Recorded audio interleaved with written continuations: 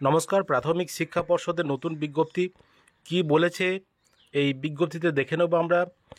West Bengal board of primary education দেখতে পাচ্ছেন 15/5/2024 date করা আছে এবং কি বলেছে এখানে, notification pertaining to 2-year D.El.Ed course in regular face to face mode for the session 2024-2026 in the institution recognized by the NCTE and affiliated to West Bengal Board of Primary Education.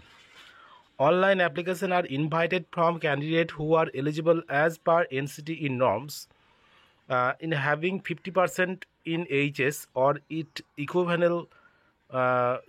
equivalent examination or 55% in HS or it equivalent examination in case of SC, ST, OBC A, OBC B, PH, ex-serviceman for admission to 2-year DLED course regular face-to-face mode for the session 2024-2026 অর্থাৎ 2024-2026 সেশনের 2 বছরের D.El.Ed course শুরু হচ্ছে, admission নিচ্ছে এবং তার জন্য এই বিজ্ঞপ্তি দিয়েছে প্রাথমিক শিক্ষা পর্ষদ যে যারা 2 বছরের ডিএলএড করতে ইচ্ছুক 2024-2026 সেশনে তারা অ্যাডমিশন নিতে পারে এবং সেখানে এইচএসে 50% নাম্বার থাকতে হবে মিনিমাম, আর SC, ST, OBC, OBC B, PH, x-service এদের জন্য 45% মার্কস থাকলেও কিন্তু আবেদন করা যাবে।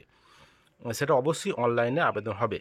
In the institution recognised by the NCTE and affiliated to West Bengal board of primary education on and from 16/5/2024 to 31/5/2024 অর্থাৎ 16ই মে থেকে 31শে মে পর্যন্ত আবেদন করা যাবে।